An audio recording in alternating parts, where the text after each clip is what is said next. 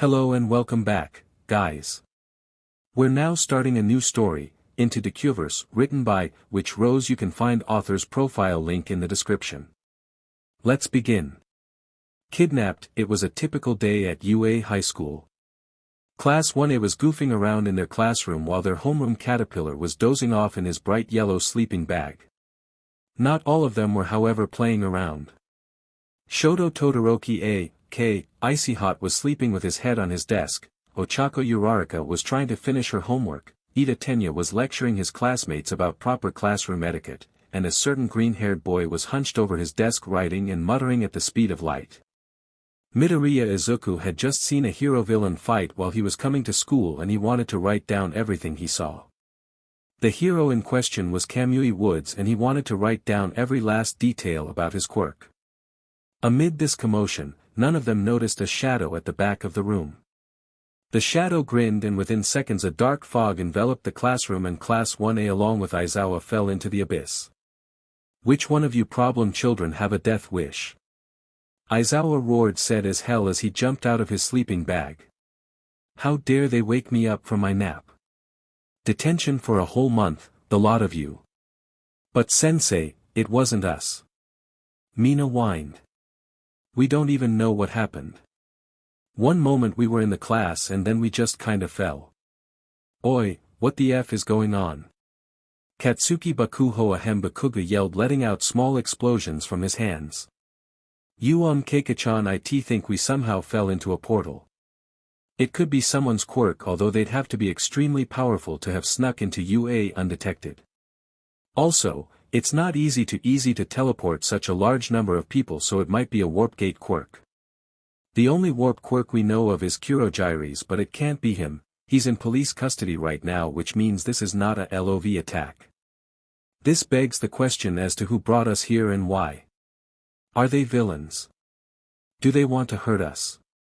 Does UA know about our disappearance? Will they OW? Izuku rubbed the back of his head where Katsuki had hit him. What was that for? He asked with tears in his eyes. Shut the F up, you shitty Deku. Bakugo snarled. I already told you to quit that F mumbling of yours. Bakugo, enough. We need to take stock of our surroundings first. What is this place? Aizawa said. Whoa, this place rocks. Kirishima exclaimed. He turned around and saw the rest of his students exploring what seemed to be a theater. There was a small stage at one side joined by a huge blank white screen. And opposite to it were dark blue theater seats. The room was enormous. There were 4 doors on both sides of the walls and the theater was empty. Suddenly the air shimmered and a few people dropped to the ground. They were the principal of UA, Nizu, All Might, the rest of UA's staff, the Big Three, Eri, Kota, the W, Pussycats, Gran Torino, Hitoshi Shinso of General Ed, Mei Hatsum of the support course, Class 1B Inko Midoriya, and the Bakuga couple. I'm sorry if I missed someone, Shoyuta. Where are we? Present Mike ran towards Aizawa as he yelled out loud. Pipe down, you DMN cockatoo. Aizawa hissed. I don't know where we are, we just came here before you did. I don't know what's going on. This is a very interesting situation indeed. It seems we have fallen into someone's prank. Nizu said as he stroked his imaginary beard. Oh, I assure you this is no prank. An unknown voice spoke from the stage. The person in question was covered in black smoke and nothing that gave away their identity was visible. Only their voice indicated that it was a girl. Die. Bakugo screamed as he jumped towards the strange girl. Ah ha ha ha, quite feisty aren't you? She smiled and just as she did, Bakugo froze in midair. Oi, what the F do you think you're doing? He screeched. Why should I release you if you're going to try and hurt me? It's not as if you could anyway, though I admit, it will be hilarious to watch you humiliate yourself.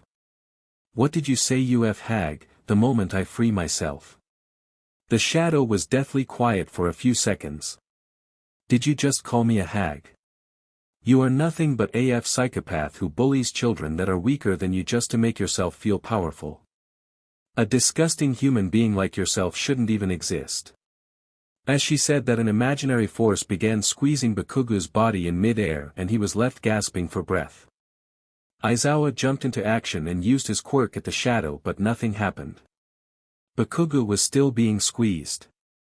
Aizawa's eyes widened. Why isn't my quirk working? That's because I don't have a quirk. The shadow replied. Then how are you doing this?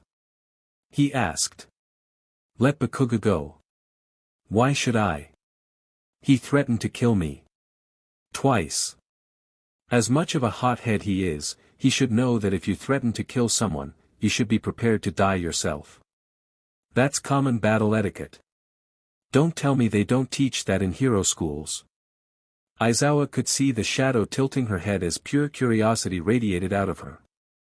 Of course we don't teach that in hero schools. Heroes exist to save people and fight villains. He didn't mean to actually kill you, that's just his way of saying he wanted to defeat you. Let go of him now or else he'll die. Aizawa yelled. He was panicking. Katsuki's face was getting black-blue by the second. And you never thought to correct his behavior. He's a hero in training, isn't he? With such a violent personality, what makes you so sure he won't hurt civilians that annoy him? The shadow was enjoying this conversation. Bakubro would never hurt an innocent person, Kirishima said. Wanna bet? Yeah, I trust Bakubro, Kirishima replied. Please. Release my son. I don't know what's going on and who you are, but I don't want to see my son die. Please. Mitsuki cried. She had not said anything yet because she trusted the heroes, but at this rate, Katsuki would die. Only because you asked, Mitsuki. The shadow released Bakugo and turned towards Aizawa. Keep the DMN mutt on a leash, Aizawa, next time he won't be so lucky. Ahem, it has come to my attention that you know the identities of all of us, however, we don't seem to recognize you. Would you mind introducing yourself? Nizu asked the shadow. Ah, yes. My name is Lilith. You can call me Lith if you want. A pleasure to meet you all. Just as she said that, the shadows seemed to lift and the woman became visible. The reason I've brought you all here is drumroll playing in the background to view the multiverse. Into the Dekuverse previously, the reason I've brought you all here is drumroll playing in the background to view the multiverse. What's a multiverse? Kaminari asked. A multiverse is, simply put, all the choices you never made. There exist infinite parallel dimensions for every realm. And these parallel dimensions stem from every single decision you make. It's kind of like the roots of plants. How every root branches into two roots which further branch into another two. It's the same thing. The only difference is it's a never-ending cycle. Every single one of your decisions leads to a different future. Lith explained. Every person has their own different multiverse. You can think of it like this. You are an anchor and every decision you make shapes your future. I have the power to show you some of your futures. I assume that you brought us here to show us the multiverse of one person. Nizu inquired. That's correct. The person I choose is Izuku Midoriya. Lith agreed and turned towards Izuku. Me. Why? I don't you understand. Izuku raised his hands in front of him and stuttered. He was getting nervous as everyone was staring at him. He didn't like being in the spotlight. Oh, thank God Kachchan passed out. He would have killed me for sure if he heard this. The reason I chose you is because your friends don't seem to realize how lucky they are in this multiverse to have you on their side. I want to show them how royally they would have been had All Might not come back for you that day. Also, this is for you too. Can't you feel it? You're bordering on depression and insanity right now. Observe what I show you and learn. Then choose the path you want to take. Because Midoriya Izuku, you don't seem to realize it yet, but you are the anchor of the hero world right now and in the future. You are the anchor of the destinies of those around you. Lilith explained proudly. She loved the little green bean, and now that she had the chance to talk to him, she would show him just how amazing of a person he really is. She clapped her hands and announced, "All right, everyone, take your seats. All you need to do is watch and learn. And hopefully, you'll realize how lucky you are." Everyone silently took their seats. Kirishima dragged Bakugo towards a seat and propped him up. When will Bakubro wake up?" "He'll wake up soon enough." "Right, I almost forgot, there will be few more people coming to watch the Dekuverse. I do not want any fighting among you, is that clear? Also, I'll be taking your quirks for the time being." With this, Lilith waved her hands and everyone's quirks vanished. It was as if they wore quirk suppressant cuffs but without the cuffs. "Sensei. Our quirks disappeared." Mina complained. Uraraka looked towards her left, and what she saw left her speechless. She regained her voice and squealed, "Oh my god. Toru, is that you? You look so appealing." Everyone watched in amazement as the invisible girl blushed. They'd never been able to see her before now, and she looked gorgeous. He, I never knew that the most unnoticed girl in our class would be the hottest one. Come on, let me touch you." Mineta drooled as he tried to reach Toru. The girl shrunk back, not knowing how to deal with him. The air around Lilith turned frosty, and the same imaginary force that almost killed Bakugo pressed Mineta into the ground. She smiled at the rest of the heroes. "It seems that a pest has wormed its way into my theater. Give me a moment to dispose of it." The black fog enveloped the sum and he disappeared. "I've thrown him back into UA. No one will talk about this moving forward." Again the air shimmered and the LOV, AFO, Stain and Jiren fell out. All the heroes gasped and jumped to their feet, preparing for a fight. The villains readied their stance when they saw the heroes, and Tamura growled. "All for one. How did you get out of Tartarus?" All Might screamed when he saw his arch-nemesis. AFO grinned, "All Might. It seems I'm in luck, I finally get another chance to kill you, and I will succeed this time." Stain. Ida shuddered. Brat. Stain unsheathed his blades. Lilith sighed at the commotion and muttered to herself, "I don't get paid enough for this SHT, out loud she said, "You will do no such thing. All of you sit your buttes down right now." No one was expecting this outburst, and they immediately took their seats. Lilith then explained to the villains why she had brought them there. "I want no fighting and no killing. If I see anyone try anything, I'll kill you myself." She warned. "Understood." "Hi," they chorused, and AFO nodded. He was interested in the multiverse theory. He wanted to see the one where he won. He would be observing very closely.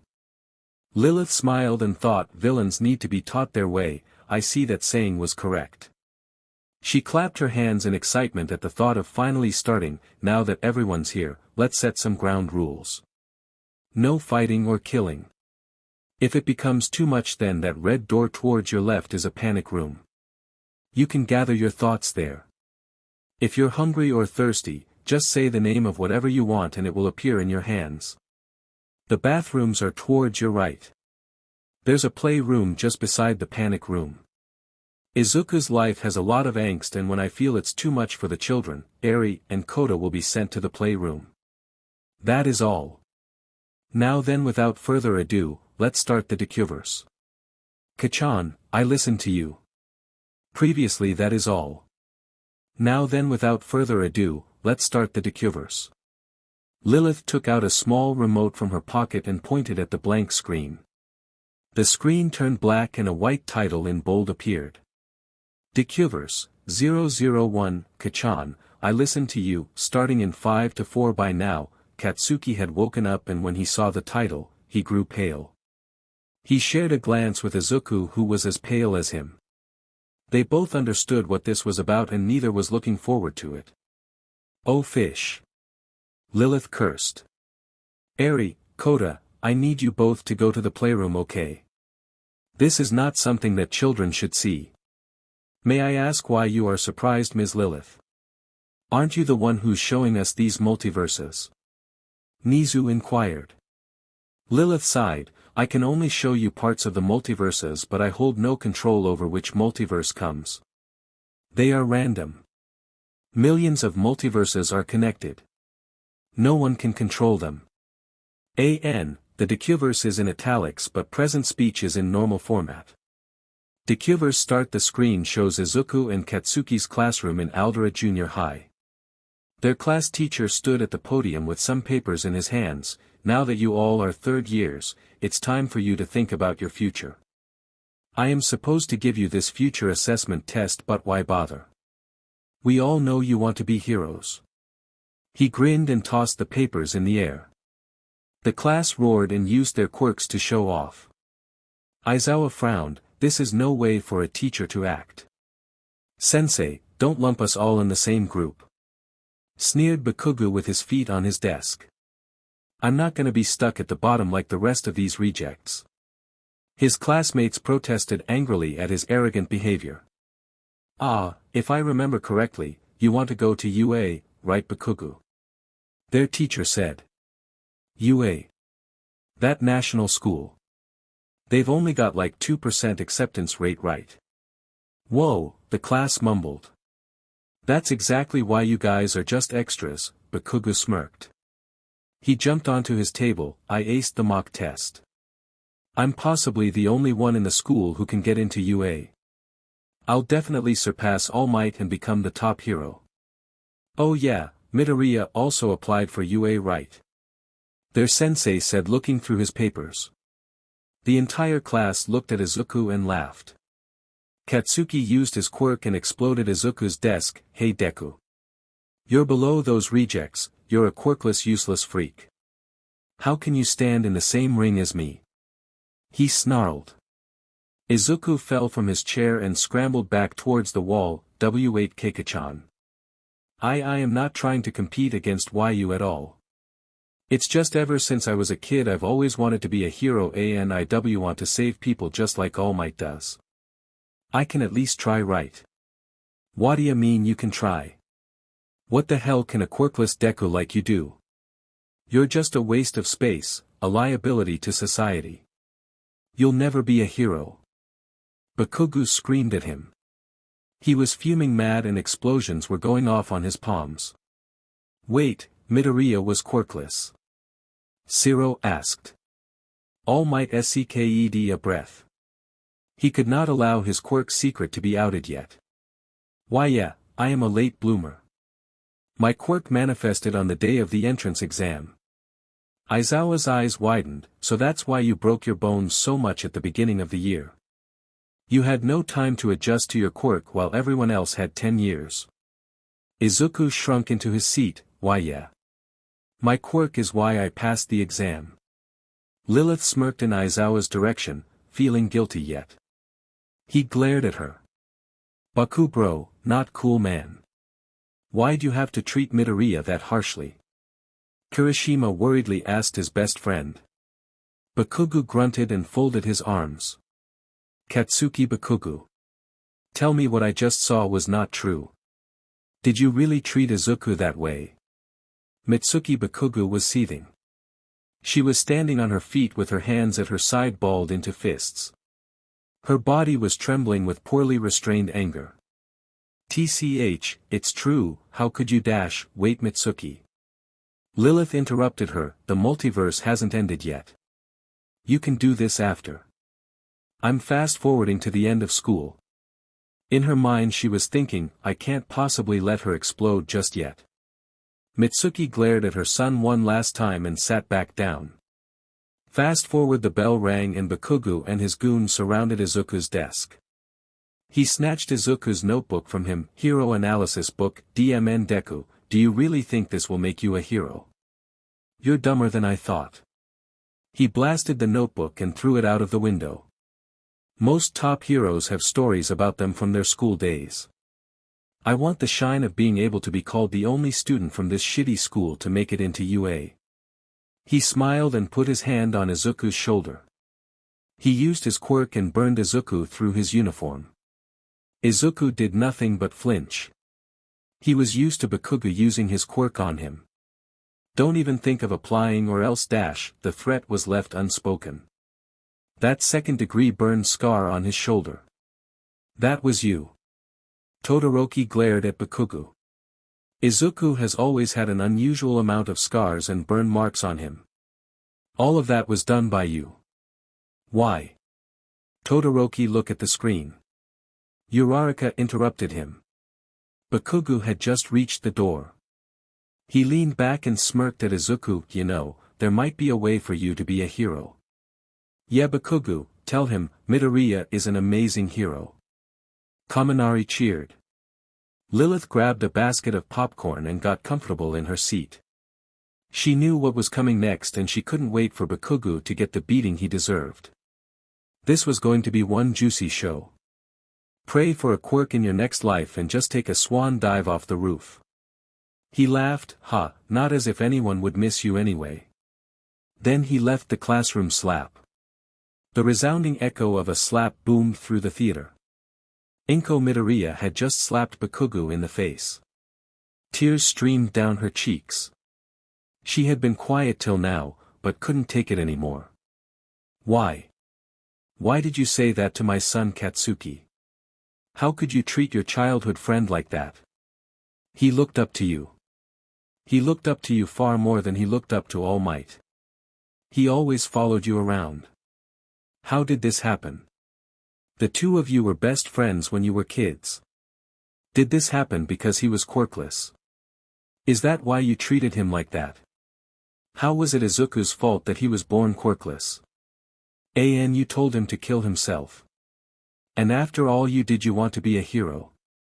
Do you honestly think that after bullying and suicide baiting an innocent child, my child, you can become a hero? She cried. Mom, Izuku whispered and held his crying mother in his arms. There was pin-drop silence in the room as everyone was comprehending what they just saw. Class 1A's faces were pale. One of their classmates had suicide-baited another classmate in front of them. They were in shock. While Aizawa and All Might's faces were pale for different reasons. They had interpreted this bully-victim relationship as a friendly rivalry. They had forced one of their brightest students to work with the very person who told him to kill himself on multiple occasions. Aizawa in fact was feeling terribly guilty.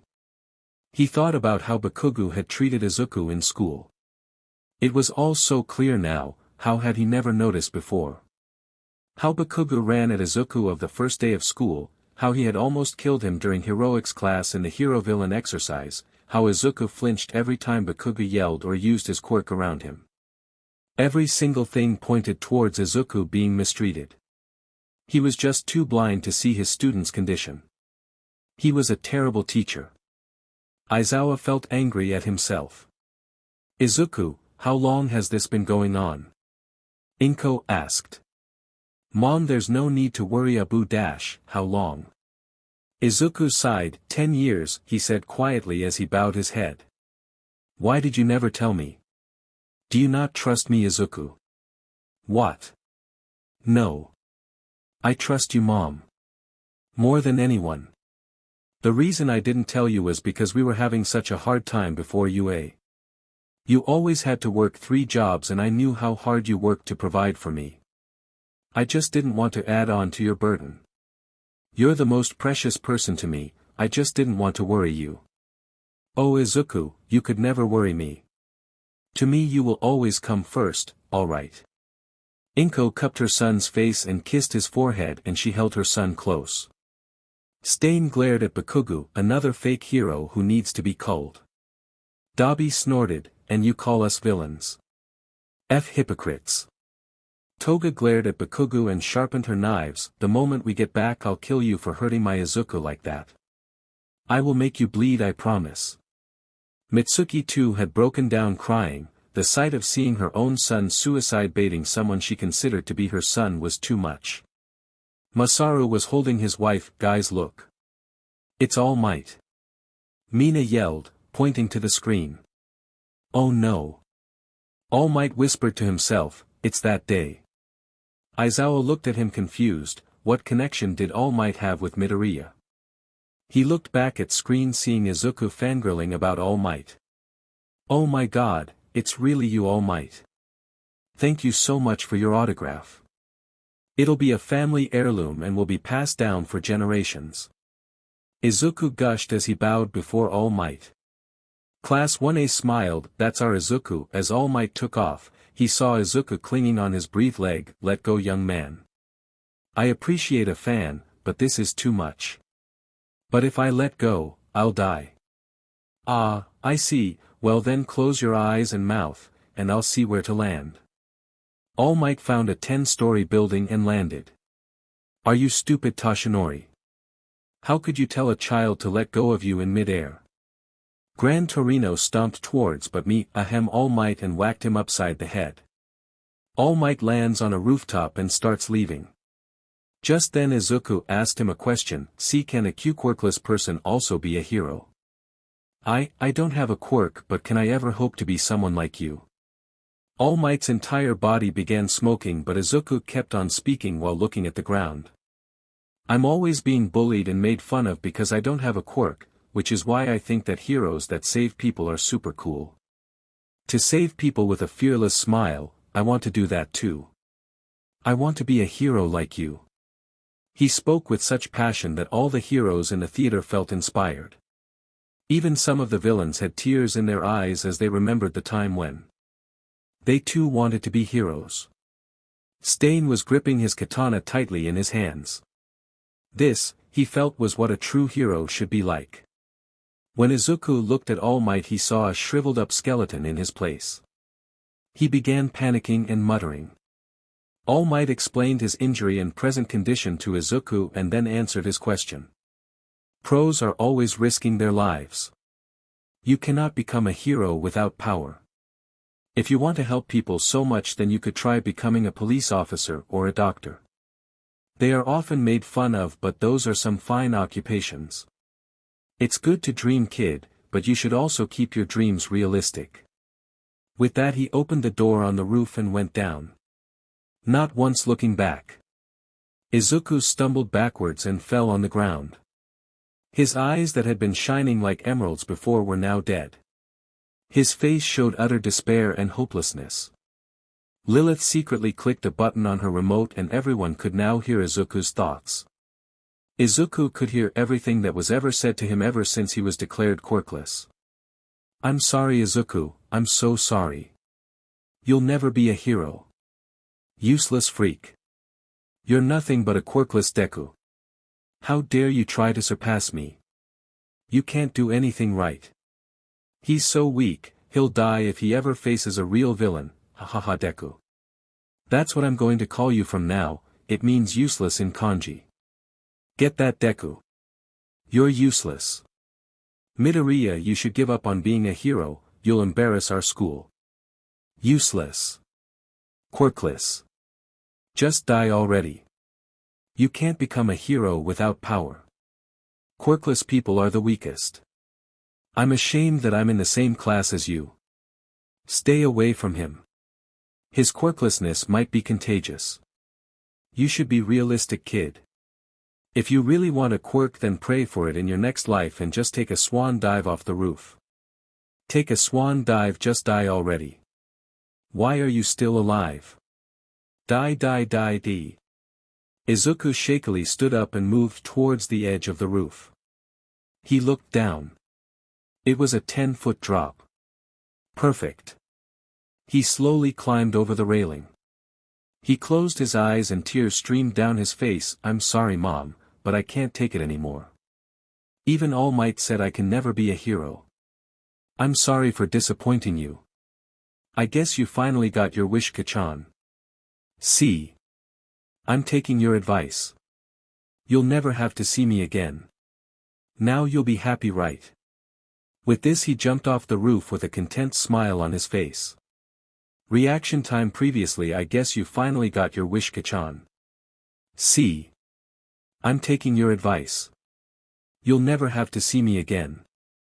Now you'll be happy right?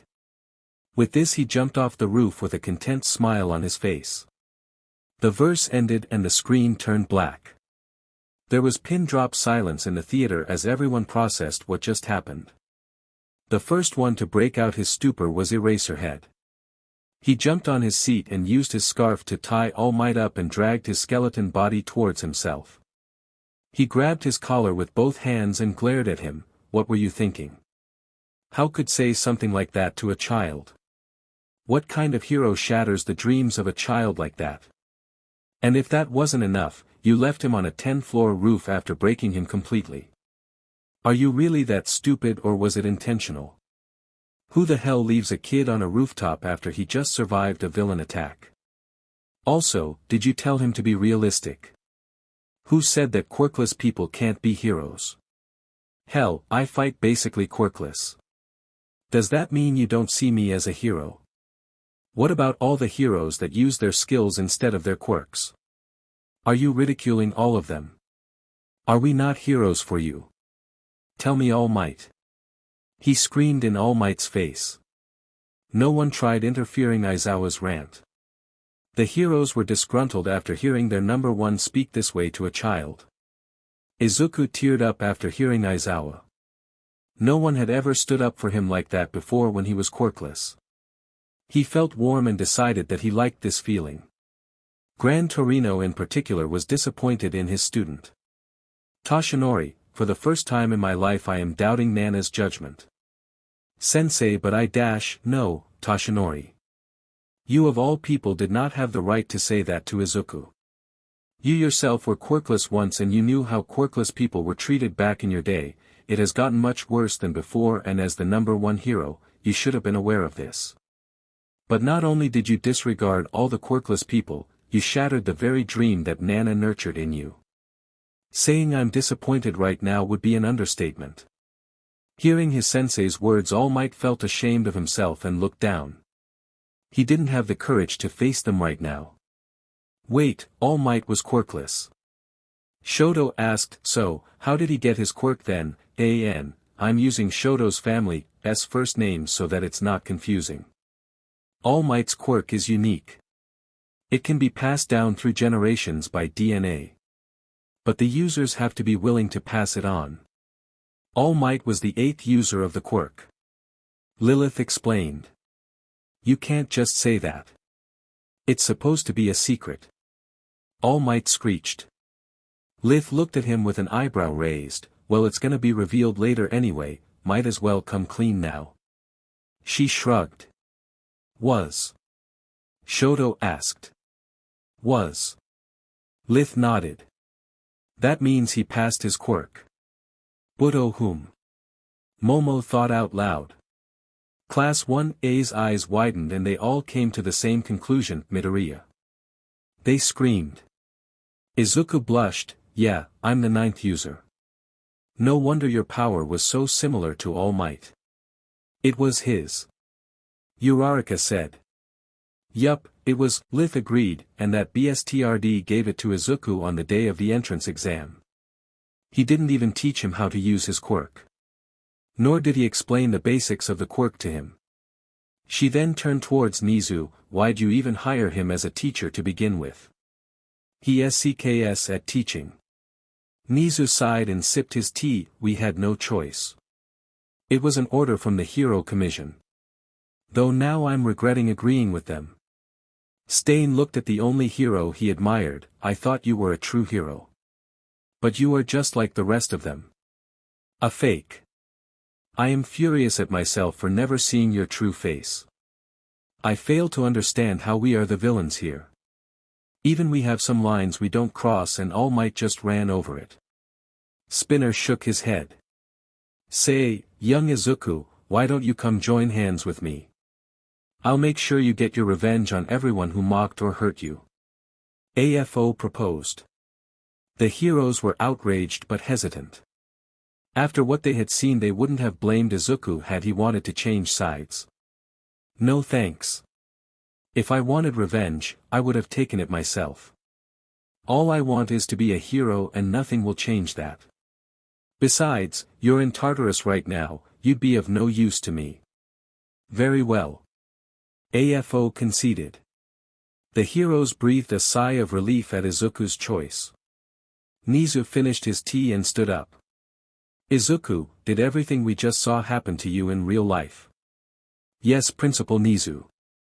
I understand. Nizu's face was serious when he spoke. It seems that one of my staff and a student have treated you unfairly. Even though it happened before UA, as a hero it is my duty to make them pay for what they did. He turned towards All Might, who was still wrapped in Aizawa's scarf. All Might. As the principal of a hero school, I find it absolutely unacceptable that one of my staff would discriminate against a child. Lilith snorted. Hearing Nizu say that was hilarious. UA itself was a definition of discrimination. She couldn't wait to chew his head off.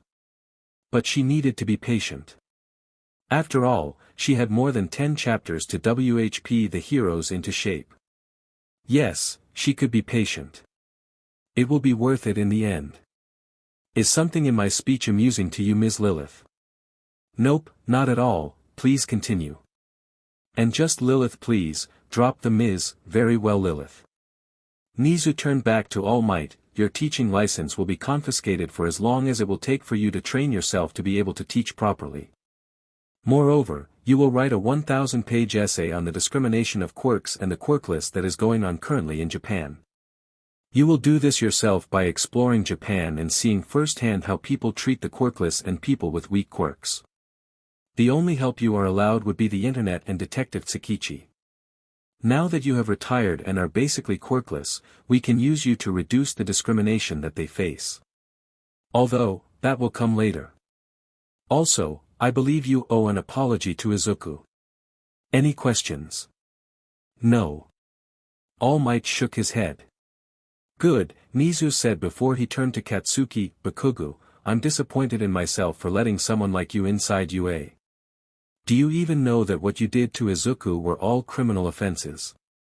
Were Izuku were to report you to the police, you'd be sent to prison for at least 20 years. I know, and I'm sorry. After Katsuki saw Izuku jump, it shook him to his core. Especially after he heard Izuku's thoughts, he realized the extent of damage he did to his childhood friend. And for the first time in his life, he felt guilt. Every time he closed his eyes, he saw Izuku's smiling face as he fell.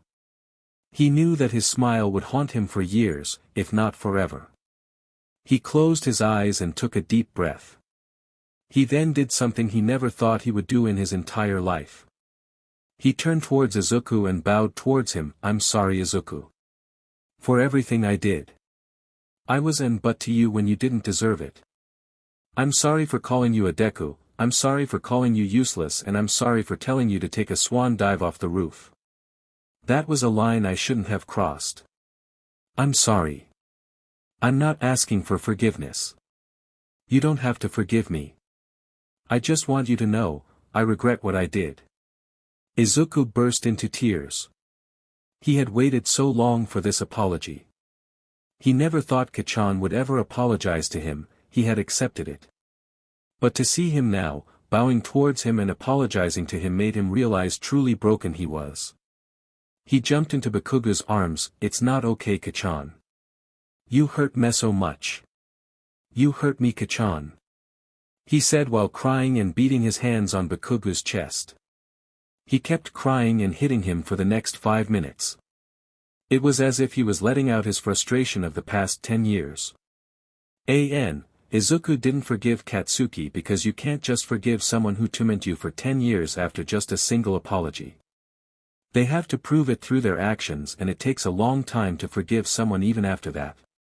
We saw Katsuki's character development during his provisional license remedial classes when he dealt with elementary school kids. That's what I'm going with here.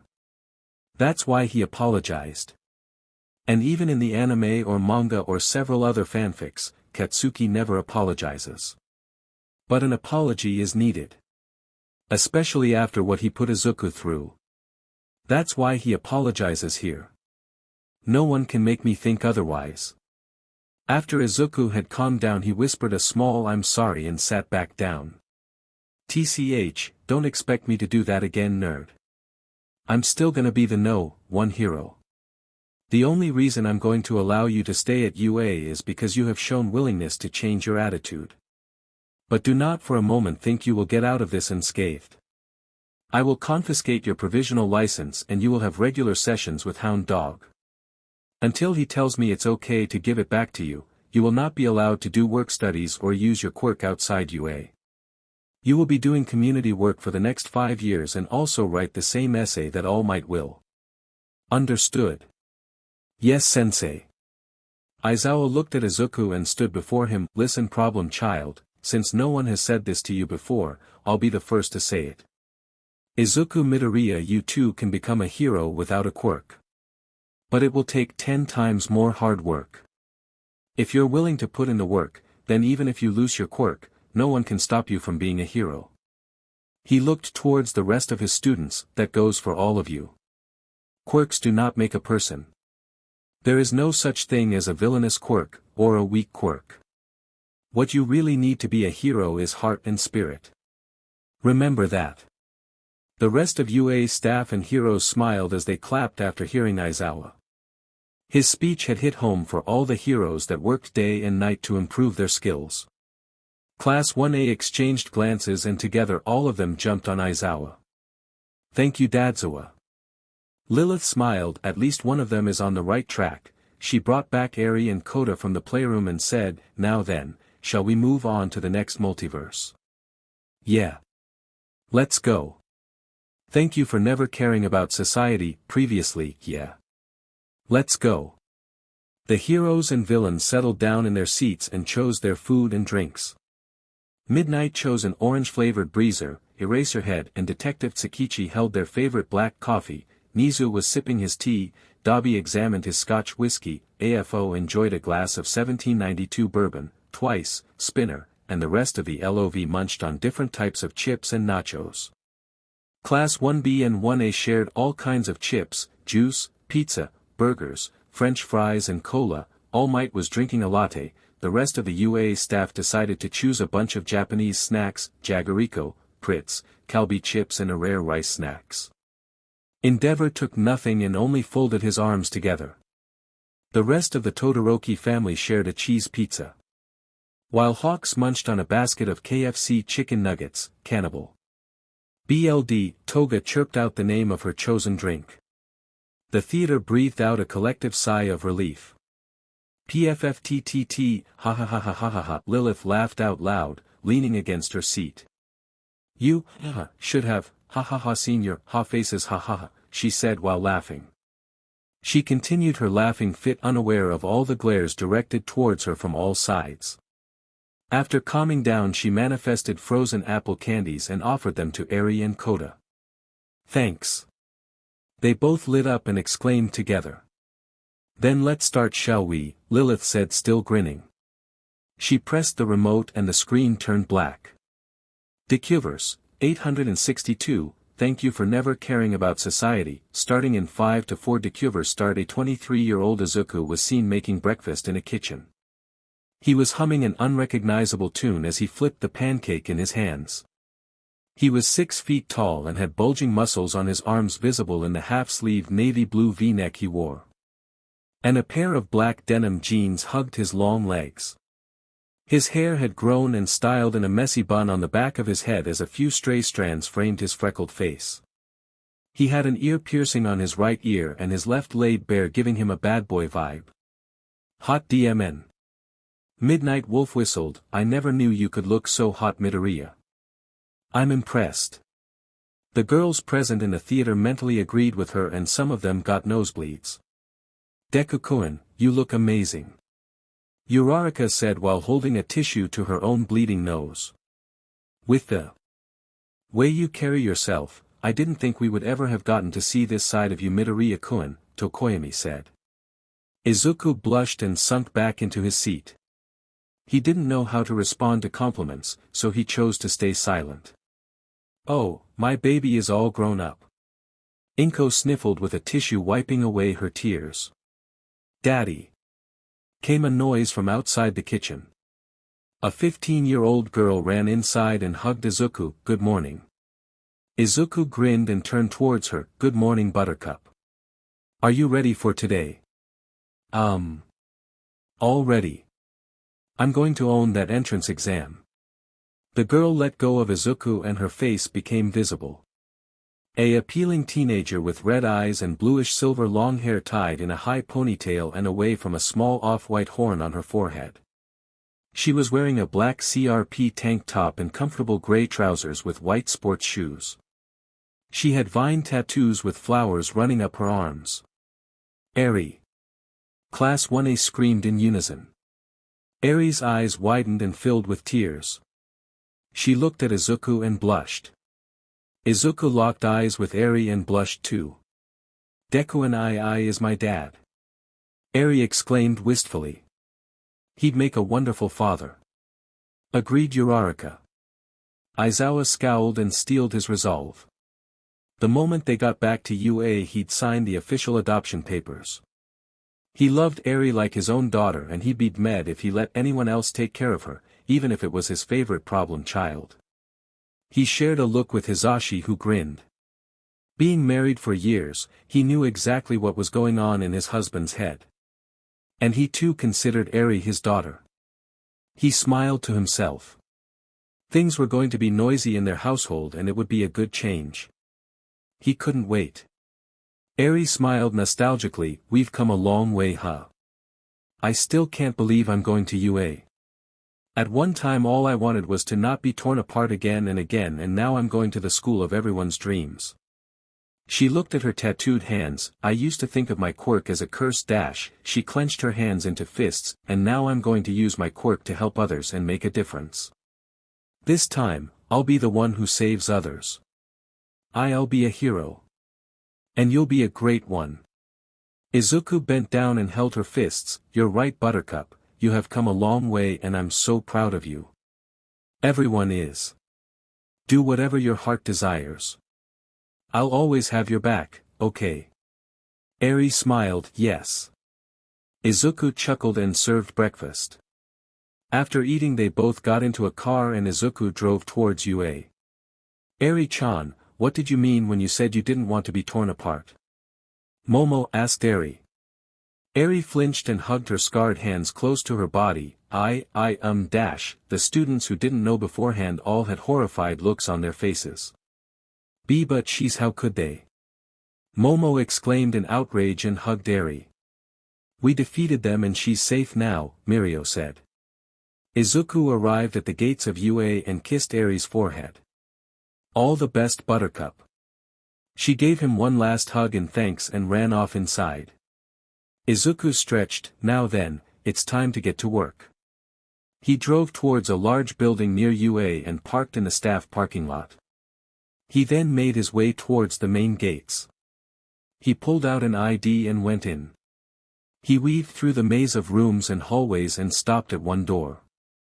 He raised his ID and let the camera scan it and his retinas. A metallic voice spoke, password. Rainbow kittens on sprinkle clouds. The theater burst out in laughter. Dude. Rainbow kittens on sprinkle clouds.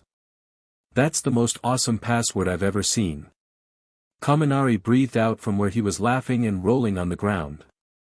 The door opened and Izuku dropped down to the floor just as something flew out of the room and collided with the wall far behind him.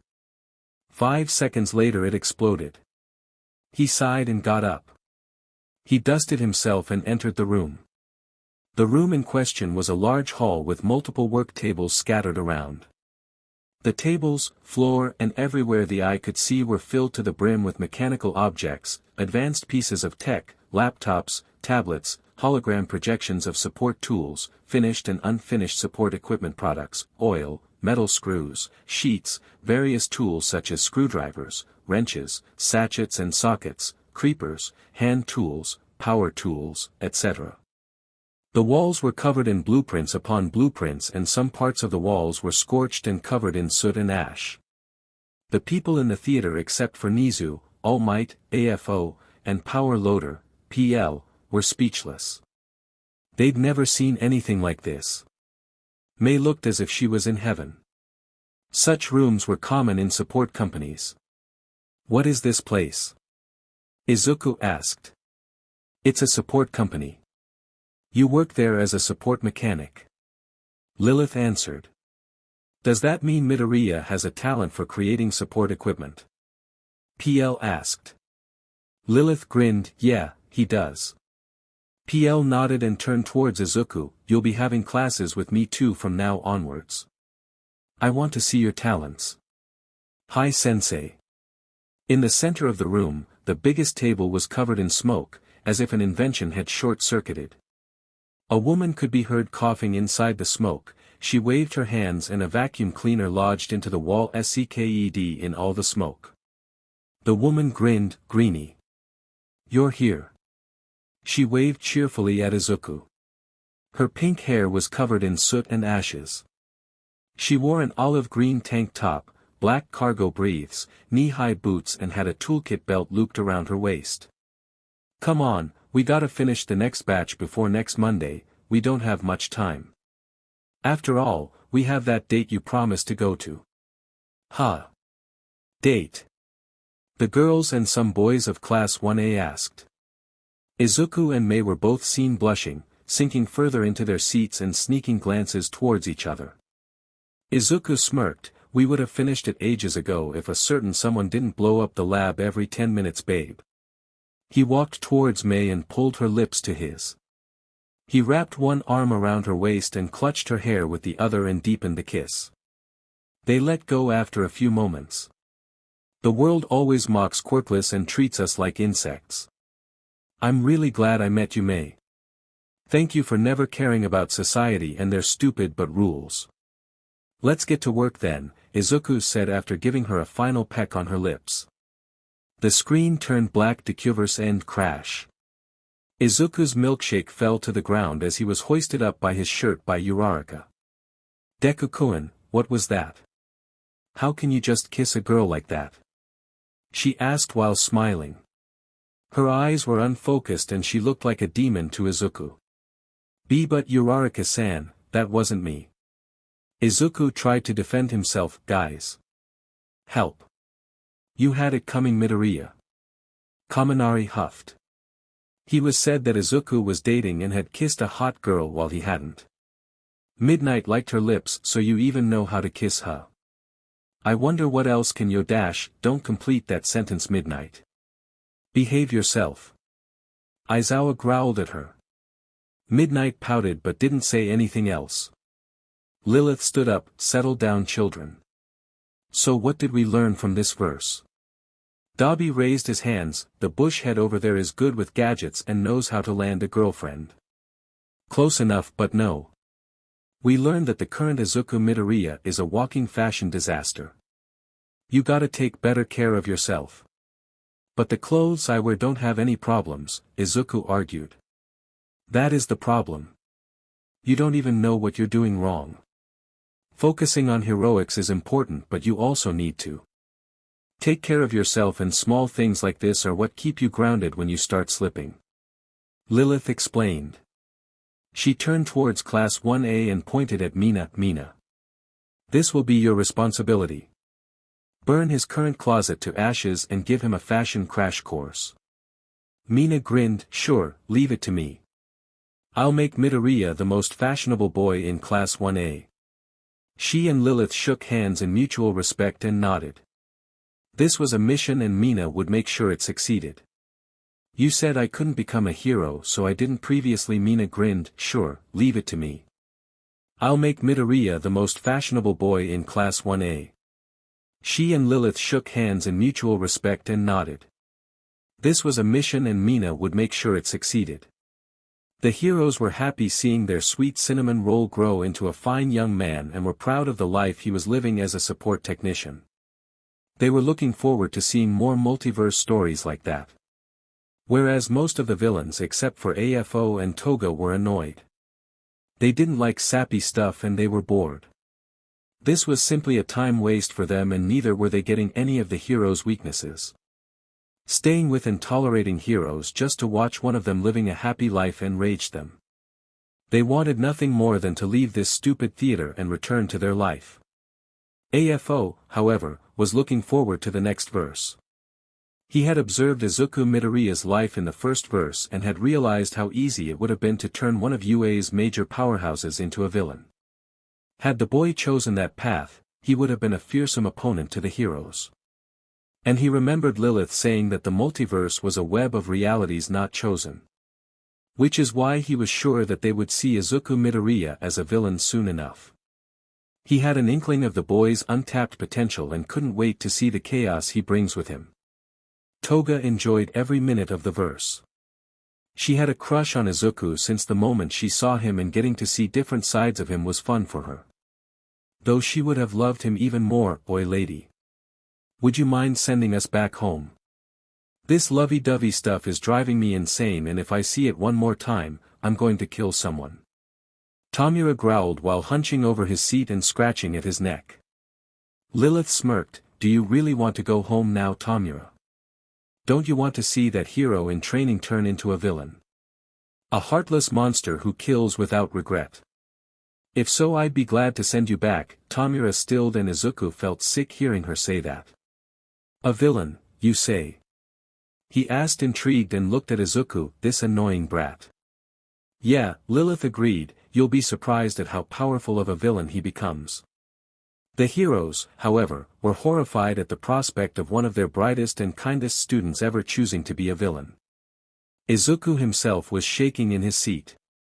He already knew how close he'd come to be a villain, and now he'd get to see what would have happened if he had chosen that path. Safe to say, he wasn't looking forward to it. Young Midoriya would never choose the path of evil. He has a heart of gold. He'd never be a villain. All Might exclaimed in outrage. He couldn't imagine his successor turning evil. Oh. A heart of gold, you say? Lilith drawled. That's the exact same heart you crushed on the rooftop that day. You destroyed him, All Might. For 10 years, he survived solely on your words. Anyone can be a hero. What do you think happened to him when you told him he couldn't be a hero? You broke the last thread of his sanity, his will to be a hero. Do tell, All Might, what exactly would you have expected him to do if you hadn't given him your quirk? All Might was speechless after hearing Lilith speak. He didn't know what to say anymore. It was true that he had unintentionally destroyed Izuku. He had seen the boy take his own life after hearing his words. And yet, had he chosen the path of a villain, he couldn't blame him. The only person he could blame was himself for pushing the boy to that point. But Class 1A wasn't having it. TCH. The nerd couldn't hurt a fly. Snapped Bakugo from his seat. He's right. Deku-kun will always be a hero. Ochako said. I suppose we'll find out if we watch the next verse. Lilith shrugged and pointed the remote at the screen. Dekuverse, 951. You said I couldn't become a hero, so I didn't. Starting in 5 to 4. Dekuverse start. The screen showed Class 1A and Tamura Shigaraki's fight of the USJ attack. Though, this time there was one other man standing next to Tamura. He wore a black hoodie and ripped jeans. A black mask covered his face, and the hood of his hoodie was up, hiding his hair and eyes. He was standing there, looking bored, and had a notebook in his hands, in which he jotted down some notes after observing Class 1A. Kurojairi returned to Tamura's side and informed him that one student has escaped. The boy stopped writing in his notebook and stared at Kurojairi while Tamura cursed out loud. He then noticed 3 students spying on him from the side of the shipwreck zone. Are those Tsuchan, Shinso, and Mineta? Toru asked incredulously, staring at the screen. Izuku and Azui shuddered, remembering the time they almost died. As fast as lightning, Tamura reached the 3 students and laid his hand on Izui's face. No. Tsuchan. Cried out the girls of Class 1A. Did that actually happen, Azui? Kirishima asked his classmate worriedly. Yes, Ribbit. But Aizawa-sensei and Midoriya saved me. Tsuyu replied. You really are cool, Eraserhead, Tamura said, chuckling with delight. Eraserhead was using his quirk to stop Tamura from disintegrating Azui even when he was being bashed into the ground by the Nomu. The Nomu bashed his head into the concrete again and his quirk stopped working. Within seconds, Azui's body disintegrated. The other 2 students, who were frozen in fear after seeing their classmate die in front of them, couldn't do anything as Tamura's hands reached for them both. Just then, the front gates burst open and All Might entered the USJ. He shoved the Nomu off of Eraserhead and reached for the students. Dropping all three of them away from the center plaza, he turned towards the villains. Tsuchan. Ochako screamed out loud and hugged Azui along with the rest of the Class 1A girls. All of them had tears in their eyes and Azui, Shinso and Izuku were shaking. All three of them realizing how close the verse had come to being a reality. Shinso for once was glad to not have been chosen for the hero course before the sports festival. The hero side had a somber atmosphere, no one liked what they just saw. Class 1B and especially Monoma, were shaken. They had been jealous of IA stealing the spotlight, having survived a villain attack. But now that they had seen what had actually happened, they realized how stupid their self-proclaimed rivalry was. They felt guilty for being so hostile to Class 1A. Class 1A had survived by pure luck, it was so painfully clear to all those watching. Knowing that they had been jealous of them almost dying left a bitter taste in the mouths of 1B and they didn't know how to treat 1A from now on. Fear not students, why? Because I am here. All Might declared standing in front of the villains imposingly and prepared for a fight. I hate that line. Lilith sighed, just because you're there, doesn't mean that problems magically disappear. Hearing him speak, the boy in black clothes and mask burst out laughing. Oh All Might. There's no use of you being here, not after one of your students already died. What are you gonna do, bring her back to life? He said. Tamura smirked when All Might's composure faltered. The villains in the theater burst out laughing. Toga was rolling around on the floor, laughing her butt off. He burned him good. Dabi laughed in his seat. If only our raid went this good, Tamura whined. All Might paled, which student? He whispered with dread apparent in his voice. Would you look at that, the great symbol of peace couldn't even save a single student. You have no one to blame but yourself All Might, after all, if you hadn't wasted your energy taking down pointless criminals, you could have been in time for class. What a shame. The boy continued teasing him. All Might's eyes widened and he wondered how this villain knew of his time limit. His smile faltered and he struggled putting it back on. PFFTT, look at his expression, he looks like a deer caught in headlights, Toga laughed, enjoying such diverse expressions on All Might's face, it was a nice change from all that smiling. The other villains shared that sentiment. After all, it was never fun being plummeted into the ground by a gorilla in a yellow suit shoving his pearly white teeth into your face as he beats the SHT out of you. Shinso was the first one to break his composure and shouted, tears streaming down his face, that blue-haired one killed Azui, All Might. Please, don't let them get away. Not after what they did. All Might began shaking in anger as his smile disappeared completely, you villains will pay for what you did. He said and launched himself towards Tamura. Tamura called for the Nomu and used him to block All Might's hits. Tamura boasted about the Nomu having shock absorption as the two of them engaged in combat. Kurogiri interfered when All Might was going to bash the Nomu into the ground and created two portals simultaneously and the Nomu clutched All Might through the warp portal and tried to drag him through it. But three students interfered, Shoto froze one side of the Nomu and gave All Might a chance to break free, Katsuki attacked Kurogiri and subdued him, while Kurishima went to attack the unknown boy. But he had severely underestimated him and the boy judo flipped him into the ground and pulled a gun to his forehead. All activity in the central plaza halted when the villain ped his gun. All Might froze in place and Katsuki and Shoto's eyes widened. A gun. The students of Class 1A exclaimed, shocked and afraid to see another one of their classmate die in front of their eyes. Oi villain. Drop that F-gun right now or I'll be this BSTRD into oblivion. Katsuki threatened the boy while pointing underneath him where he had Kurogiri pinned to the ground letting out a small explosion as a warning. Bakugo. What were you thinking? Don't you know that you should never aggravate a villain who has a hostage? Aizawa growled, glaring at Katsuki. Wah, that's not me. Katsuki weakly defended himself. Even he was afraid of his homeroom teacher's glowing red eyes. Detention, but I'm telling you, that isn't me. Doesn't matter. Detention. Katsuki looked at his nonchalant teacher for a few more moments in disbelief before turning back towards the screen whispering incoherent curses under his breath. The villain tilted his head as if he was confused by the blonde's actions. Why do you want to save him? That's not like you. He muttered. Ha. How the F would a villain like you know what I'm like? Now, let shitty hair go. Ah Baku bro, even though you weren't but before, it's nice to see you care. Kirishima smiled and dodged a punch coming his way from the blonde. On the contrary, I know a lot about you. Bakugo Katsuki, quirk explosion. You create explosions from your hands using the nitroglycerin in your sweat as fuel. But using your quirk for long PRDS of time creates a strain on your wrists and you risk losing your hands. Your personality is as explosive as your quirk and you have a serious god complex. You enjoy trampling on the weak and think that anyone weaker than you is worth nothing.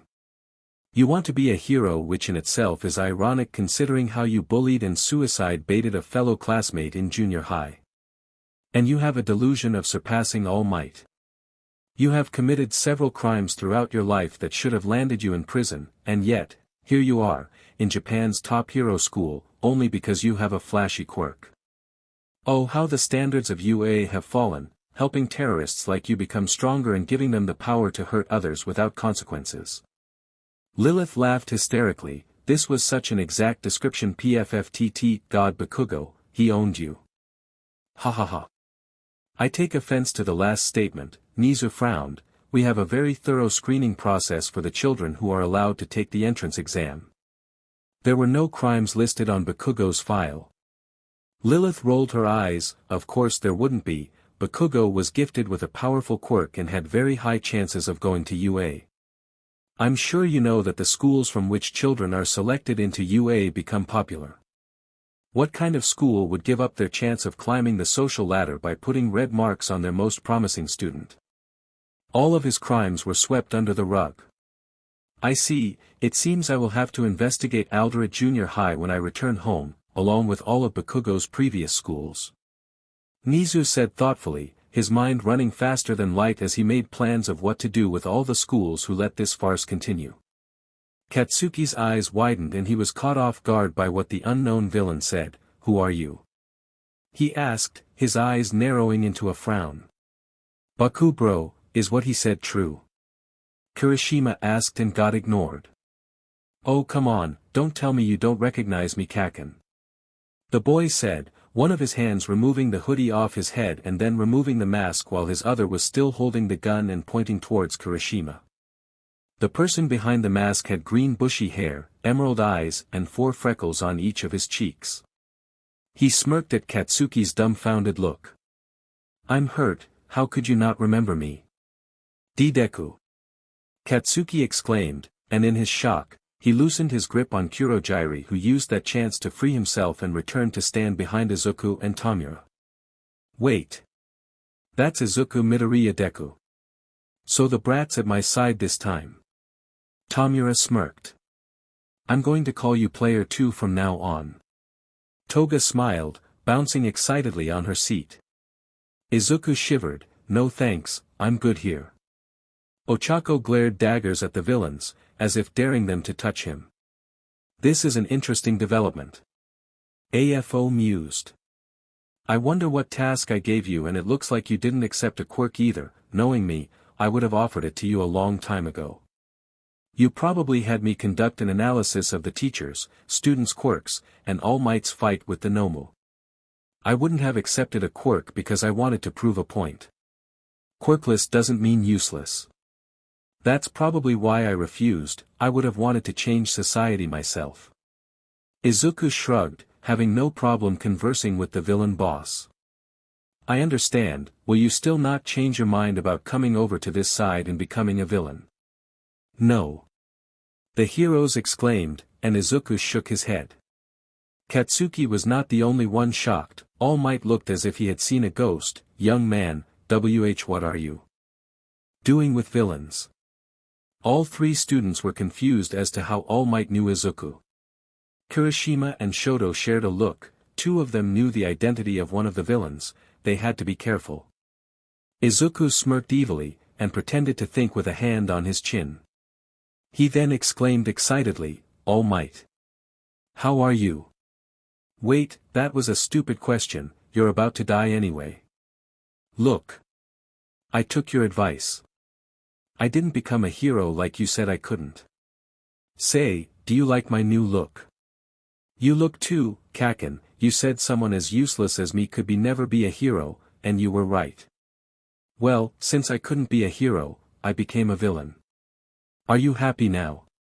He frowned. I'm sorry I wasn't able to complete your other wish. I tried, really. I threw myself off of a 10-floor building, but then Kurogyri saved me.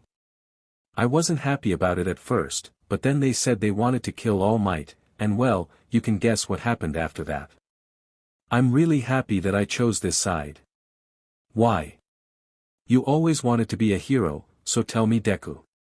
Why are you with villains?" Katsuki screamed with tears in his eyes.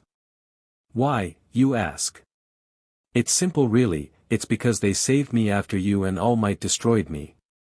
They accepted me despite the fact that I'm quirkless, they don't discriminate against me, they don't bully me, they don't hurt me outside of training, they taught me how to hit back, they taught me how to play video games, how to laugh, how to hurt those who hurt me, how to protect myself. They gave me a purpose. I am going to destroy hero society. I'm going to change Japan. No longer will a person's quirk decide their social status and usefulness. The world I'll create after destroying this one, will be one where people are treated equally, no matter what quirk they have or not have," Izuku declared. I have mixed feelings about this," Jiro said, twirling her earphone jack with her fingers. "Why would villains like yourself save anyone? Why would you help him? Be so nice to him." Dabi scoffed, "What do you take us as, monsters? No one becomes a villain just because they want to. All of us here had at one point dreamed of being a hero. But we were hurt, abused, and betrayed by those very heroes and the people most close to us. There's only so much one can tolerate before they snap. It's the actions of you heroes and your F-up society that turn innocent people into villains. Privileged brats like you could never understand. All of us at some point in our lives have suffered bullying, suicide baiting, abuse, our own parents looking at us with disgust just because of our quirks. If you brats can't even understand what turns a person into a villain, then you don't deserve to be a hero," Spinner added as he remembered the days he was bullied for having a mutant-type quirk. "The League is our home, it's the only place we don't have to pretend to be normal, to be like everyone else. It's the only place where we feel safe, and free. And you are trying to take that from us." Toga cried, leaning into Dabi and clutching his black emo jacket as the man consoled her. He had known her longer than any of the others, she was like a sister to him. The students looked down in shame after hearing the villains speak. They had no words to refute what they said. They had seen their own friend snap and choose the other side because Bakugo and All Might had pushed him past his limits. It was now that they realized that villains were not the embodiment of evil, they were humans who have been let down and betrayed by society, which made them rebel the only way they knew how to, by turning to a life of crime. It might not excuse their actions, but at least, they could understand where the villains were coming from. They turned their attention back towards the screen. Kurogyri chose that moment to remind them of the other heroes that could come at any second. Tamura ordered the Nomu to kill All Might and Izuku shot Kirishima in his leg through a small gap in his hardening. Kirishima's painful scream launched Katsuki and Shoto into action. Shoto used his quirk to push Izuku away from Kirishima and Katsuki carefully dragged him away from the fight. All Might and the Nomu exchanged thunderous blows in a fistfight for some time before All Might won and punched the Nomu out of the USJ building. Izuku again took notes of the battle, muttering incoherently. After the fight, Izuku could notice smoke coming out of All Might, and informed Tamura of the development. Just as Tamura reached All Might, he got shot in his hand. The heroes of UA had arrived. Snipe shot Tamura a few more times in the arms and legs and Kurogiri warped all three of them away. Dekuverse end, I'm sorry for shooting at Yukiri, Izuku said. It's alright Midobro, that wasn't you. Kirishima smiled and fist bumped Izuku. This just showed again how majorly the two of you F up. What do you have to say for yourselves? Aizawa stood up and glared at both Bakugo and All Might. I'm sorry, they both muttered, afraid of the caterpillar's wrath. Thank you for not deciding to be a villain Midoriya Ribbit, you saved my life. Azuri looked at him gratefully. It's no problem Tsu-chan, happy to help. Izuku smiled at his classmate and friend. Why is it over so soon? Toga whined in her seat, I wanted to see Izuku-chan covered, you'll get to see that soon enough, Hime, Lilith said. Izuku had far more verses where he's a villain than the ones where he's a hero. The ratio's probably 50 to 20 to 15 to 11, 50 for villain, 20 for suicide, 15 for vigilante, 11 for hero, and 4 for getting a normal job. I know, he has shitty luck, DMN. That's some shitty luck. Dabi said. Izuku frowned. He didn't like the ratio Lilith presented, especially not the villain one, but he couldn't do anything about it. He knew how terrible his life was and he knew how many times he had to make the choice BW being a hero and villain. If he had chosen that path in all the other multiverses, then no wonder the villain ratio is high. Though he comforted himself with the fact that he was a hero right now and that's all that mattered. Now then, Lilith smiled, shall we move on? It starts with your death, previously. Now then, Lilith smiled, shall we move on? Nizu, although I'm not too happy with the provided ratio, I can't blame Midoriya for that. This happened because of current human society and I'm afraid that I alone cannot change it. Which is why I'm looking forward to what we'll see next. I wonder will we actually get to see him change our current society and its rules. AFO, I agree, glances at Izuku, I too am enjoying this. Not to mention, we've not yet seen the boy's true potential. Are you thinking what I'm thinking, Rat? Nizu, smirks, I believe I do have an inkling about it. HM say all for one, would you humor me with a game of chess? AFO, why not? My isolation cell does get boring at times, I'd be delighted for some educated company. Do stop by at Tartarus sometime, I'm sure you'll enjoy it. Nizu, smiles and sips his tea, I'll make sure that I do. I'm going to be using this dialogue format during reaction times to save my poor fingers. The theater was silent as everyone gawked at the absurd scene before them.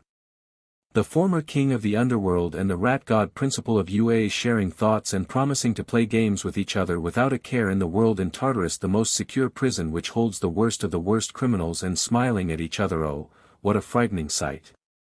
The teachers of UA shivered in fear. They knew what their principal was like and were terrified of the thought of AFO and Nizu playing chess together. Kendo, raises hand, Principal Nizu, may I ask what inkling you were talking about? I'm afraid I don't understand. Nizu, I'm not completely sure yet, young Kendo, it is just a feeling, but I will explain it to everyone once I gain enough surety. Kendo nodded and settled down in her seat while Lilith tried her best to stop herself from laughing out loud and maintained a poker face that would have made Aizawa proud. She knew exactly what they were thinking about. After all, being a writer does come with its privileges. Lilith, so everybody ready for the next verse? Everyone, yes. Lilith smiled and again, took out her trusted remote. Dekuverse, 039, it starts with your death, starting in 5 to 4 Lilith, oh, Eri-chan, Koda-kun, I'm sorry but I'll need you both to go play, okay? Koda, fine, grabs Eri's hand and leads her to the playroom. Dekuverse start. A boy was seen standing on the edge of the roof of a 6-story building facing the Hero Commission headquarters with his back towards the screen. He was wearing a full-sleeves black combat suit and boots. A man with wings lands on the roof behind the boy. So you're actually doing it, huh? Class 1A and 1B, Hawks. Kigo, raises his eyebrow and sits up straight. The boy turned around and the man could see his emotionless, dull, green eyes. Yes, will you try to stop me? Denki, Midoriya. Ochako gasps in horror, why does he look like that? So emotionless. My consciousness tells me I should, the man agreed, but, for once, I want to listen to my heart. Shoto looks at Kigo, what's he talking about? Kigo shrugs, how would I know? Mina, well that's you right. Kigo gives her a look, I'm just as much in the dark as you are. Now let me focus. I wanna see what happens. The boy raised an eyebrow, his freckles moving with the action, and what exactly does your heart say, Kiego? Kigo thinks, how does he know my name? The only ones who knows are, the man, Kigo Takami pro hero. Hawks leveled the boy with a stare. His eyes speaking of pain and torment endured by unexplainable horrors, I want them to burn. I want them to pay for everything they did. Endeavor, what is the meaning of this, Hawks?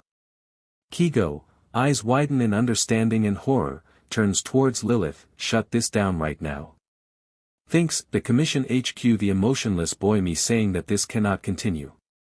Lilith, I can't. It's not possible to stop a verse once it's already started. Well it is, but there's no need for me to say that. The entire theater was puzzled with Hawk's behavior. Seeing the most relaxed hero this serious made them all pay attention to the verse.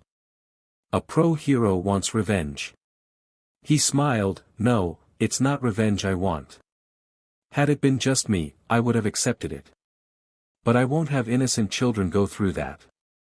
I never felt this way before you came along, I never could see, but what they did to you, made me realize, no child should have to endure what we did. It's all because of you that I'm like this, Izuku. No one else like what happened to Tuya. Promise me you'll get them out. The Todoroki family tense at the name of their eldest son. Kigo whispers, so my suspicions were right, closes his eyes and bends down, holding his head in between his hands. Aizawa gives Hawks a puzzled look. Dabi frowns, but no one other than Shoto sees him, no one else, I promise. Izuku Midoriya looked at his friend, amusement apparent on his face, does that mean you'll help me do this? Nope, you're on your own here. Kigo replied and looked the Commission HQ, but I can promise that I'll keep the civilian casualties to a minimum and encourage other heroes to do the same. Present Mike, casualties. What's going on? Aizawa frowns. Izuku's lips turned up and Kigo continued, go, Izuku, and fight with peace of mind. I hope you'll win. Even if I don't, what I do today will change the fate of Japan forever. I'm not too worried, Izuku smirked, you do realize that you, a pro hero, are encouraging me, a villain, to kill heroes. Izuku Deku. Young Midoriya is going to kill someone. And Hawks isn't stopping him. Endeavor glares at Hawks, how dare you call yourself a hero? Kigo trembles and looks at the screen and ignores Endeavor, turns to Lilith, is there really no way to stop this? Lilith shakes her head and he slumps down in his seat with a defeated look on his face. Kigo waved his hand and laughed, PSH, details, I'm just a pro hero who saw villains raising mayhem in the Hero Commission building and prioritized protecting the civilians from the crossfire. That's what the Commission would want, after all. Izuku sighed and smiled slightly, his expression very subdued, as if something was stopping him from smiling. Aizawa, eyes widen in realization, he's faking it. Namuri, faking what? Aizawa, his emotions, but why? Kigo flapped his wings and took to the air, all the best, Izuku Midoriya, former agent and as of this moment, villain, Shadow. He smirked, give those BSTRDS hell. Toga, agent. Kigo, in this verse, he's an agent of the Commission just like me, Shadow is probably the name they gave him. I think I grew close to him now. I know why I snapped. Izuku, I don't understand what's going on. Kigo, grimaces, just watch, I'll explain later. This is going to get bloody. Toga perked up at the mention of BLD and the villains decided to focus. The heroes frowned. I will, I promise. As Hawks flew away, a man jumped up on the roof and knelt before Izuku. He was wearing a maroon robe and a black mask on his face. Everything is ready, sir, we await your orders. Izuku nodded and pulled his own mask up to his nose. The mask was soft to the touch, sleek, pitch black and covered his nose, lips and ears. His eyes shined in the moonlight. Let's do this, then. Today, we make history. Getting confirmation, the man jumped back down and a few seconds later, an explosion rocked the Hero Commission HQ, Heroes Villains, he's attacking the Hero Commission HQ. Kigo, sighs Izuku, eyes widen in worry. Izuku jumped down, rolled, got up, dusted himself off, and casually walked towards the burning building with his hands in his pockets. Ijiro, wo midobro. How'd you do that? That was a 6th-floor building. Aren't you supposed to be quirkless? Aizawa, sighs, most high jumps have tricks to them, you'll learn that in your 2nd year. The front of the building looked as if it was from a horror scene, with heroes and government agents fighting people in maroon robes and masks. The heroes gasp at the bloody sight. Some students hold their stomachs and try not to puke. The villains' eyes widen and some of them smirk. The heroes look to be losing, the only reason being, the maroon robes were aiming to kill, using both their quirks and weapons like swords and guns.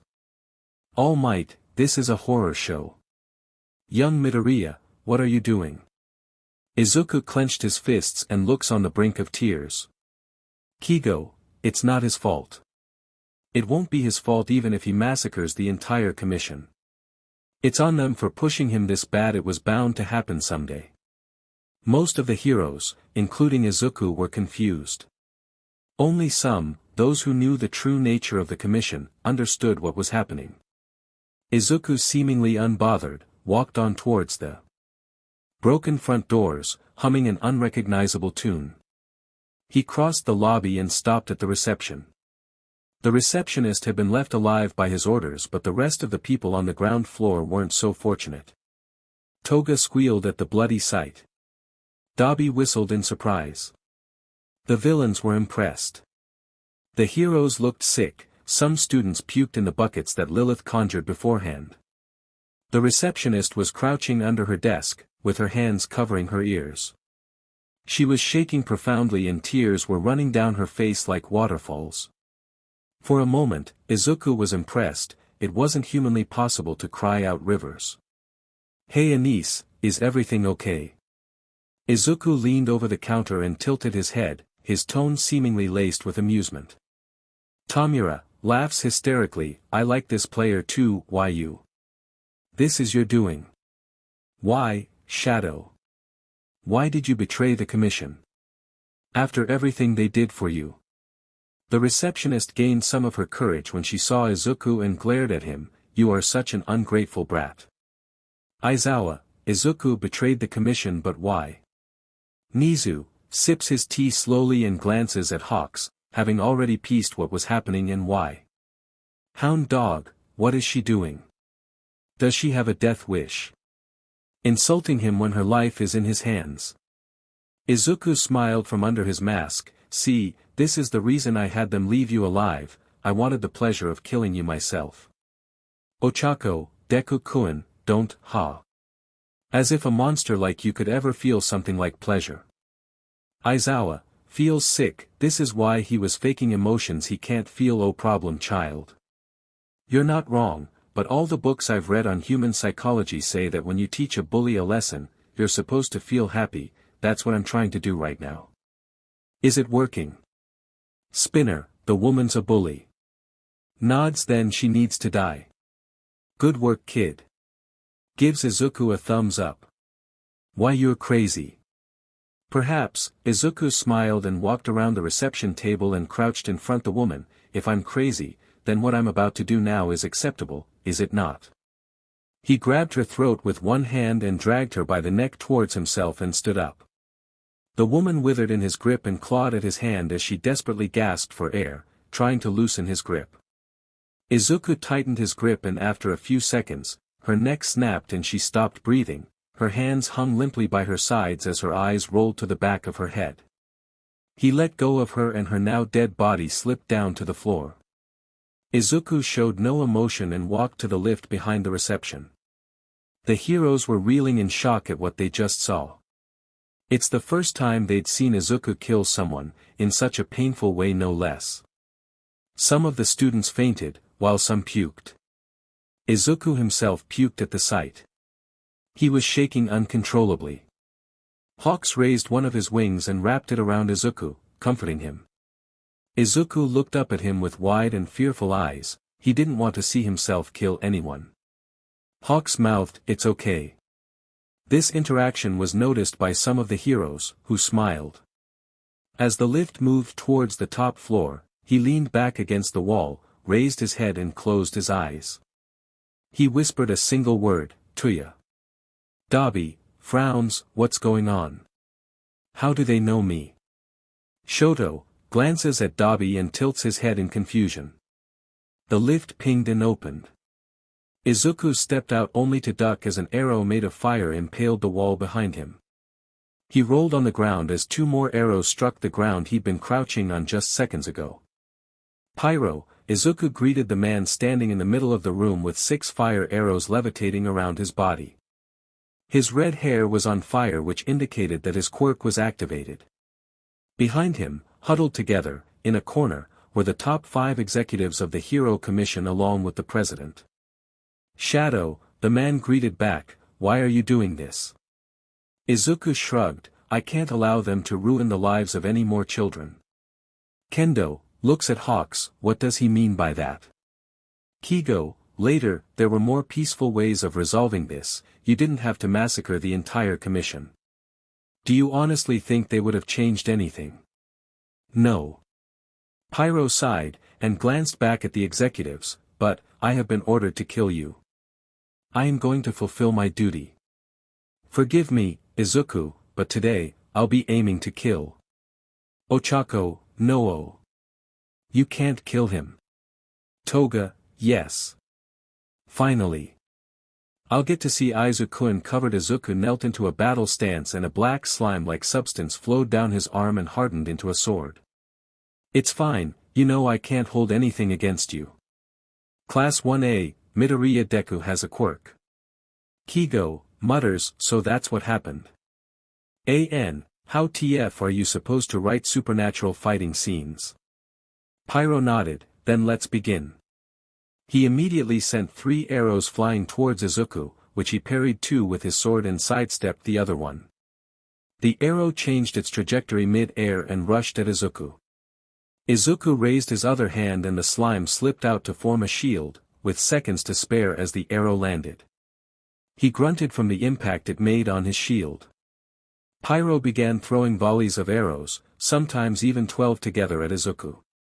Izuku's mind went on autopilot: jump, dodge, parry, block, brace yourself, SWCH weapons, close in, dodge, parry.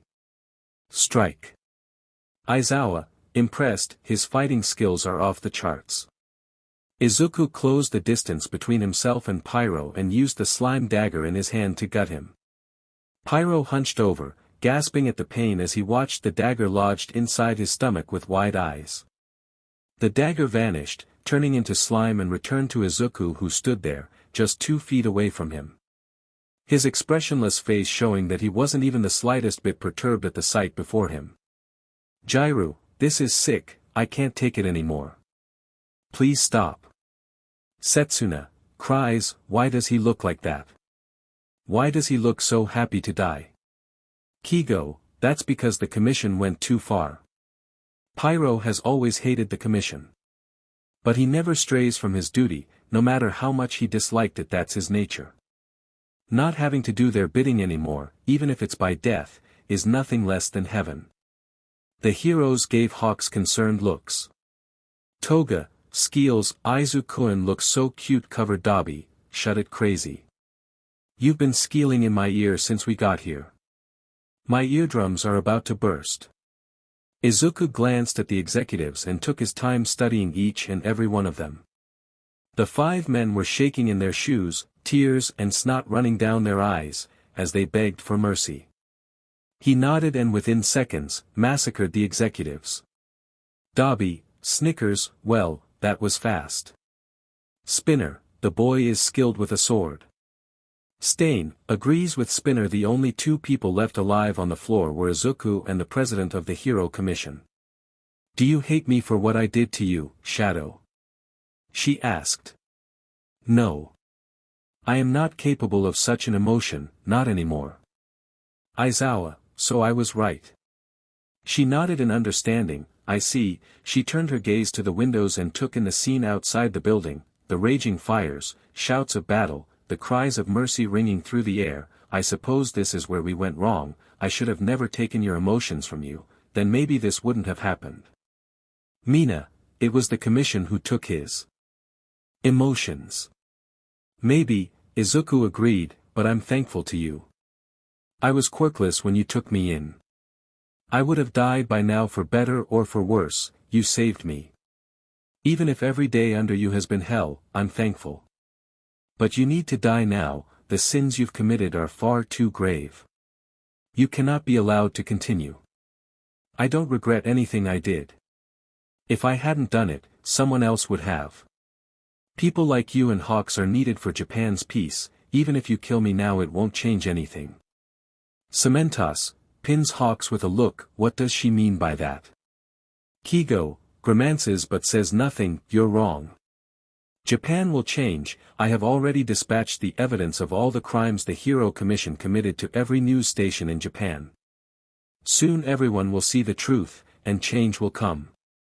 People's trust in the Commission and heroes will shatter, a wave will rise across Japan, and hero society will crumble. The term hero will disappear and law enforcement will return to the police. For long enough we've played the game of hero versus villain. It's now time to wake up. This will happen, MDM President, I will make sure of it. I'll fight until my last dying breath to make that dream a reality. A world where heroes and villains don't exist, only humans do. A world where we don't discriminate on the basis of powerful quirks, a world where no one is labeled useless or a villain just because of a quirk lack of. That is the world I'll create, and it starts with your death. Saying this, Izuku plunged his sword into her heart. Mirio, that's a nice dream, but he didn't have to choose this way. AFO, I'm afraid young man that a change of that magnitude cannot come with peace. Hawk sat at the edge of his seat, clutching the armrests with his hands, his entire body tense as he watched the woman who controlled him even now, die. She gasped and stumbled towards Izuku. He hugged her tight to himself and drove the sword deeper into her. After a few seconds, the sword vanished, but Izuku still held on to her. They both slid down to their knees. She took his face into her hands and used her shaking fingers to swipe down his mask. Look at you, you've grown so much. She said with shaking breaths, I don't know whether a world like that exists or not, but I hope that you'll make it happen. If it's you, maybe you can. You may not be able to feel anymore, but hold on to your morals, never let them go. They will be your guide, they will keep you safe and on the right path. All the best, Izuku. I'm sorry I won't be able to see the world you'll create. Goodbye, my son. Izuku sat on his knees and placed her dying body in his lap. He hunched down, held her body with one hand and used the other to close her eyes. Goodbye mother, he whispered. Dekuverse and Aizawa crosses his arms and looks at Hawks. Well. Are you going to explain what just happened or not?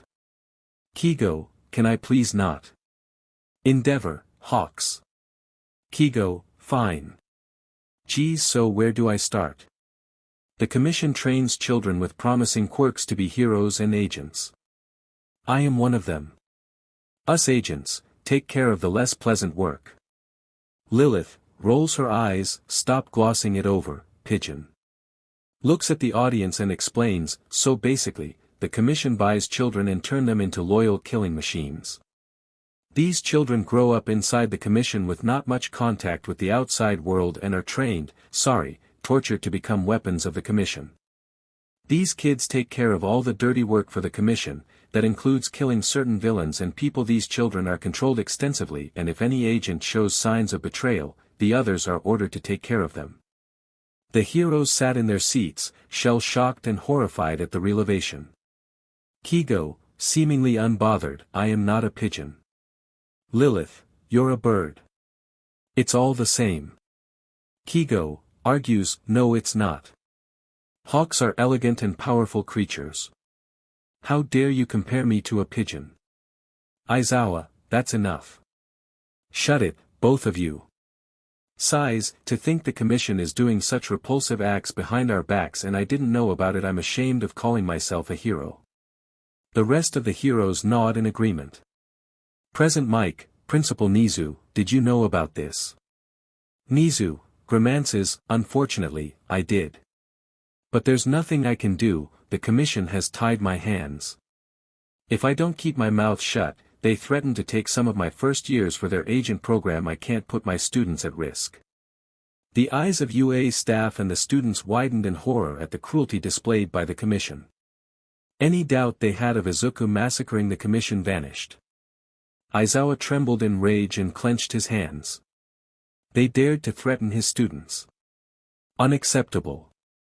Tamura, sensei, did you know? AFO, yes, I did, young Tamura. Now you have one more reason to destroy Hero Society. I hope you won't disappoint me. Tamura, I won't, sensei. AFO, nods, good, looks at Hawks and Lilith. What of the boy, then, how did he get a quirk? Hawks, I'm not sure, but I think it was the Quince project. After your fight with All Might 8 years ago, the commission scraped any DNA sample they could find and started an experiment of transferring quirks to people, but something went wrong, and the project was abandoned. I guess, in this verse, they succeeded. Lilith, nods, spot on Hawks, that's exactly what happened. And they took his emotions during the experiment, they probably thought it would make him more efficient in his work. Stain, but it backfired on them, horribly. I see now, I should have been focusing on killing the true evil instead of the fake heroes. Izuku gulped in fear, the possibility of that verse being his future was giving him a panic attack. He got up and shakily made his way to the panic room. Uraraka tried to follow him but was stopped by her sensei. Aizawa, let him go, Uraraka, he needs some time alone. Uraraka sighed but sat down. Shoto, what about Tuya? Why was he mentioned? Lilith, that after your quirk came, the commission asked Enji to give them Tuya to train him as a hero. They said, he didn't know what was going on behind the scenes, so he agreed. But the thing is, only 1 out of 20 children make it out alive of the commission's training. Azui, it gets more horrible each time. Lilith shrugged, the truth is always bitter, sweetheart.